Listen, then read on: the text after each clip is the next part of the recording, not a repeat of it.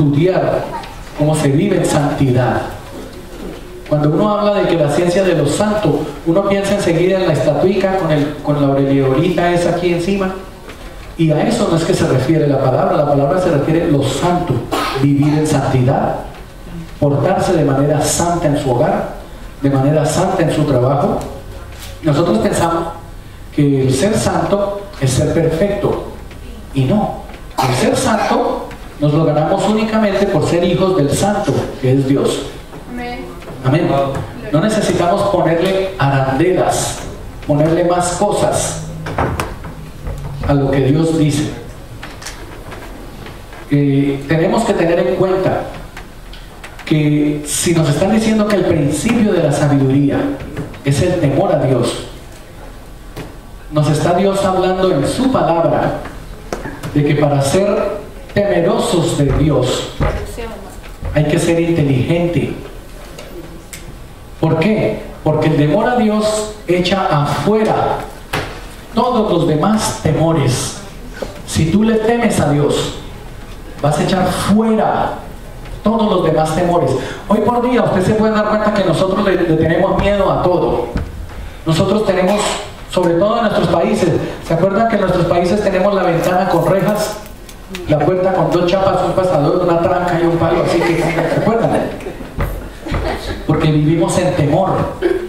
Cuando venimos aquí, y estoy hablando de nosotros los latinos, los hispanos, a veces nos confundimos porque como estamos viviendo en tranquilidad y ya no tenemos ese temor, nos olvidamos también del temor a Dios y caemos en libertinajes y caemos en una vida así como muy efímera, muy pasajera, ¿verdad? Y tenemos que ver bien en la palabra cuando hablan del temor a Dios. El temor a Dios expulsa afuera todos los otros temores. Y el temor a Dios es proporcional a la fe que tú tengas en Él. Si tú tienes fe en Dios, le vas a temer. Y si le vas a temer a Dios, no le vas a temer a nada. Porque Dios prometió proveerte, cuidarte y velar por ti. Y la palabra dice que ni el pétalo de una rosa se va a mover sin la autorización de Dios. Amén. Eso debe entender a mí que nosotros vivimos en una era de angustia. Todo el mundo debe estar pasando por alguna situación. A uno les da miedo que su hijo salga a la calle. Otros, cuando el hijo tiene 16 años y empezó a manejar, les da, no miedo, les da pavor que el niño maneje. ¿Cierto? Cuando el niño tiene 30 años, les da miedo que el niño se case. Porque hay madres que se apegan tanto a sus hijos que les da miedo que el hijo se case porque, pobrecito el niño. Es una chistosa, pero todavía pasa. También nos damos cuenta que si nosotros estamos paralizados por ese miedo va a afectar la iglesia. No solamente va a afectar nuestra vida, sino va a afectar la iglesia. Entonces la iglesia va a empezar a sentir temor de caminar, va a sentir temor de levantarse, va a sentir temor de luchar por lo que Cristo la mandó a luchar. Amén. Para que esta iglesia reviva, y oíganme bien, porque yo he oído muchas personas hablando, no solo en esta iglesia, sino la iglesia en general, de un reavivamiento, de un avivamiento, de que ahora sí viene un avivamiento y que hay una temporada en que van a haber cosas maravillosas. Pero hay una cosa que se nos ha olvidado un poquito. Para que la iglesia reviva, tiene que resolver un pequeño problema que tiene con una crisis de identidad. ¿Saben cuál es la crisis de identidad de la iglesia? Que a veces la iglesia se le olvida por qué es iglesia. A veces a la iglesia se le olvida para qué fue creada la iglesia. Y entonces se empieza a pensar solamente en que tiene que cuidar a sus miembros. Óiganme bien, a sus miembros. Tienen que cuidar su edificio, tienen que proveer lo que tienen, pero se les olvida que tienen que ir al mundo y hacer discípulos. A veces la iglesia se enfría porque su identidad no está segura en Cristo. Se pone una identidad segura en reglas, en políticas, y se pierde esa identidad en Cristo. Y es ahí cuando tenemos que volver a la palabra de Dios. ¿Cuál es el fundamento de nuestra iglesia? Que Jesucristo es el Señor y que sobre esta roca edificaré mi iglesia. ¿Se acuerdan quién dijo eso? Pedro. Pedro le dijo: tú eres el Hijo de Dios. Sobre ese fundamento se basa nuestra iglesia. Ahora bien, sabiendo que Jesús es el Hijo de Dios, nosotros tenemos que hacer lo que Él nos dijo, porque Él dijo: toda potestad me es dada en el cielo y en la tierra. Ir por el mundo y hacer discípulos. Hacer discípulos incluye tener una relación con las personas. Yo no puedo discipular a alguien si no tengo una relación con él. Yo no puedo discipular a alguien si no tengo una relación de amistad, de amor hacia esa persona. Y eso es lo que se nos ha ido enfriando un poco. Se nos va camuflando, y ya les voy a explicar por qué. Cuando nosotros tenemos la misma visión por siempre, las iglesias empiezan a funcionar de una determinada manera y de ahí no se mueven. Y es ahí donde la iglesia hoy en día ha caído. Cuando les hablo de la iglesia, les estoy hablando de la iglesia en general, porque a cualquier iglesia que ustedes han ido, han podido notar que son lo mismo. Entonces usted llega a la entrada y hay una persona que le da un papelito: buenos días, hermano, y a la salida ni lo mira, ¿verdad? Pero a la entrada sí, ¿cierto? Llega usted por aquí y está la música y el grupo de alabanza. Después del grupo de alabanza viene la ofrenda, se pide la ofrenda. Cuando hay comunión, entonces se parte el pan, se da el vino, todo el mundo callado, vino, pan. Viene el momento del saludo: ¿cómo estás? Dios te quiere, bendito, la cosa, ¿cierto? Acabó el pastor: uy, ya la mona y este man no ha acabado. No hay 5, amén. Ok, bye. Y se fue todo el mundo, ¿verdad? Y eso es lo que está operando dentro de la iglesia. Se nos está olvidando que nosotros no somos una iglesia que corre en tiempo ni hora. Nosotros somos una iglesia que viene de un creador eterno. Amén. Y tenemos que movernos de acuerdo a su palabra, porque el tiempo que tenemos para cumplir con esa lucha, con esa misión que Dios nos dio, es corto, porque Cristo va a venir. Amén. Amén. Ahora, si la iglesia no se para en la verdad, y recuerden que hemos estado hablando de que la verdad no es algo, la verdad es alguien. Si la iglesia no se para en esa verdad y no renueva su visión, y por encima de estas cosas no recupera el temor a Dios, no va a cumplir su objetivo de rescatar las almas para Jesucristo. ¿Me están entendiendo, hermanos? El temor a Dios se tiene que recuperar, porque el temor a no pagar la luz, el temor a no pagar el carro, el temor a que no venga la gente, el temor a que la gente de la iglesia se vaya, el temor a que no les guste la alabanza, puede más que el temor a Dios en nuestra vida. Amén. Y si conoces a Dios y si tienes fe en Dios, no tienes a qué temer que no sea a Dios. Hay que recuperar el temor a Dios. Amén. El segundo sentimiento que vino después del pecado fue la vergüenza y la culpabilidad. Antes que Adán y Eva desobedecieran, estaban desnudos y no sentían vergüenza. Pero si vamos al Génesis 2:25, y lo pueden ir anotando para que después repasen sus notas, dice la palabra, Génesis 2:25: y estaban ambos desnudos, Adán y su mujer, y no se avergonzaban. Pero cuando pecaron, tuvieron que cubrirse. En el mismo Génesis, capítulo 3, versículo 7, dice: y fueron abiertos los ojos de ambos y conocieron que estaban desnudos. Entonces cosieron hojas de higuera y se hicieron delantales. Ahora fíjese, hermano, cuando las personas están en pecado, usan máscaras. ¿Sí están oyendo eso? Cuando las personas están en pecado, no se muestran como realmente son. Tienen un miedo constante a que las descubran. Cuando las personas son dominadas por la culpabilidad y la vergüenza, no se muestran como son realmente. Ante la gente empiezan a usar una máscara, empiezan a actuar de la manera en que no son. Eso ha sido una cortina fabulosa. Eso es como la cortina de humo que ha venido usando Satanás para que haya cristianos de una linda cara, pero de una falsa doctrina. ¿Me están entendiendo eso? Eso ha sido algo que Satanás ha usado excelentemente para ocultar nuestros pecados. Asimismo, la ira y la depresión han sido consecuencia de la caída.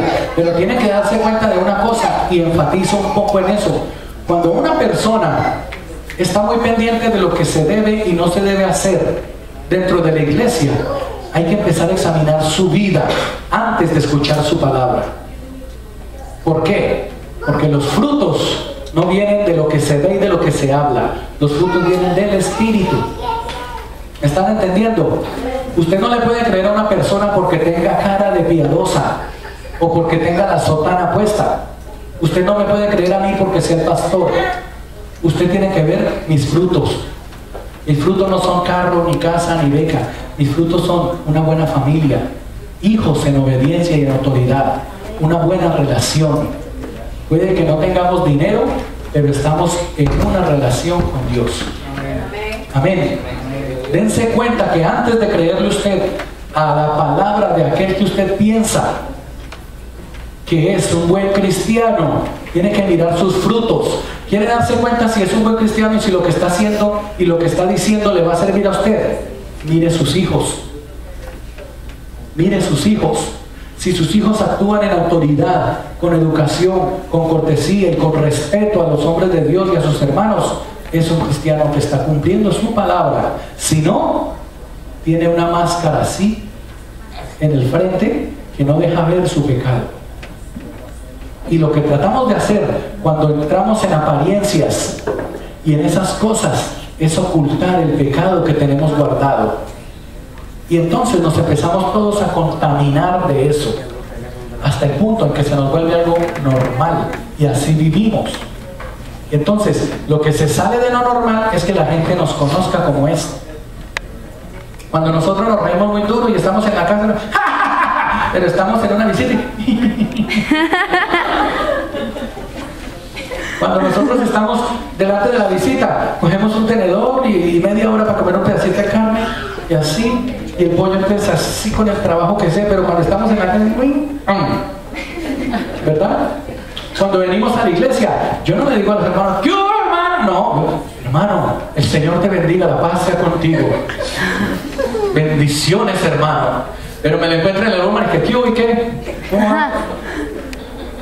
¿Está entendiendo? Les hablo de que cuando venimos a la iglesia, automáticamente surge ese otro vestido encima del cuerpo que ya tenemos.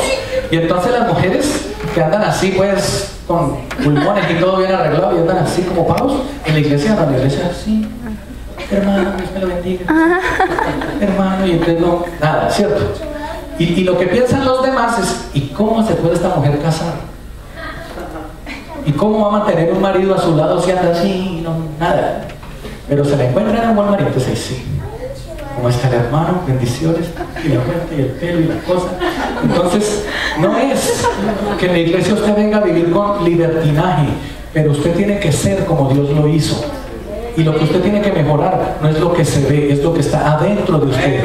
Dios quiere que usted sea una mejor persona día a día, no que aparente ser la persona que usted no ha logrado ser, porque te vas a volver fracasado, vas a tener depresiones. Y crean, hermano, que el día menos pensado, cuando usted abra su boca ante un insulto, se van a dar cuenta quién es usted. Amén. Amén. Porque no hay nada peor que lo cojan a uno de mal genio y que le toreen la boca, ¿verdad? Las madres saben eso. Cuando estén aquí en la iglesia y pase una hermana y le mete un coscorrón a un hijo suyo, la van a conocer como ustedes. ¿entienden? Pero cuando le dan una caricia al hijo suyo, ay, Dios la bendiga, ay, qué buena la hermana, ¿verdad? Vaya a darle coscorón a ver qué actitud va a tener. Nosotros, cuando estamos en esos momentos en donde el diablo nos está empujando a responder, ahí es que sacamos la cara que tenemos. Ahí es que sale la cara que Dios ha elaborado para trabajar. Ahí es que sale lo que eres. De lo que tiene el corazón es lo que habla tu boca. Amén. Amén. Uy, pero están con... Amén. Amén. Vamos, no, así. En el Génesis 4, vamos a leer esto. Del versículo 1 al 6. Y me estoy dirigiendo a esto porque algunas personas han manejado estos versículos como no son. Y yo quiero que hoy los veamos como son, no como nos gusta.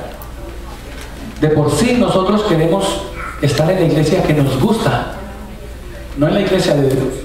Lo que queremos es estar en la iglesia que nos gusta, no en la iglesia de Dios. Y a veces la iglesia de Dios no es la que nos gusta, ¿verdad? Entonces, Génesis 4, versículo 1, dice: conoció a Adán a su mujer Eva, la cual concibió y dio a luz a Caín, y dijo: por voluntad de Jehová he adquirido varón. Después dio a luz a su hermano Abel, y Abel fue pastor de ovejas, y Caín fue labrador de la tierra. Y aconteció andando el tiempo que Caín trajo del fruto de la tierra una ofrenda a Jehová. Y Abel trajo también de los primogénitos de sus ovejas, de lo más gordo de ellas, y miró Jehová con agrado a Abel y a su ofrenda. Pero no miró con agrado a Caín y a la ofrenda suya, y se ensañó Caín en gran manera, y decayó su semblante. Entonces Jehová dijo a Caín: ¿por qué te has ensañado? ¿Y por qué ha decaído tu semblante? Si hicieres bien, ¿no serías enaltecido? Y si no hicieres bien, el pecado está a la puerta. Con todo esto, a ti será su deseo, y tú te enseñorearás de él. Volvamos a cogerlo con suavidad. Vamos a ver el versículo 3 al 5. Dice: y Abel trajo también de los primogénitos de sus ovejas, de lo más gordo de ellas, y miró Jehová con agrado a Abel y a su ofrenda. ¿Verdad? Amén. Vuelvo y les leo ese capítulo y mírenlo bien. Ese versículo 4. Y Abel trajo también de los primogénitos de sus ovejas, de lo más gordo de ellas, y miró Jehová con agrado a Abel y su ofrenda. Ahora miren el versículo 3. Y aconteció andando el tiempo que Caín trajo del fruto de la tierra una ofrenda a Jehová. ¿Sí se están dando cuenta de la diferencia? ¿Sí se están dando cuenta de la diferencia de lo que está pasando? ¿Ustedes saben qué hizo Abel? Uy, hay que llevarle una ofrenda a Jehová. Ah, sí, llevémosle esto. Jehová, mire, aquí está mi ofrenda. ¿Qué hizo Abel? Buscó de los primogénitos de su ganado el más gordo. Y conste que lo gordo es bonito. Rija, pero ¿por qué me miran a mí? Cuando ellos hablaban de lo gordo y del primogénito, ellos hablaban de lo mejor. Y se siguen riendo. Hablaban de lo mejor que tenían para ofrecérselo a Jehová. ¿De qué nos está hablando esto? De que Abel tenía amor por Jehová, ¿verdad? Y de que Abel tenía temor de Dios, de Jehová. Y de que Abel sentía respeto por Jehová. Por eso fue que Jehová lo vio con agrado. Pero Caín no tenía ni respeto, ni temor, ni amor por Jehová. Él le dio lo primero que encontró.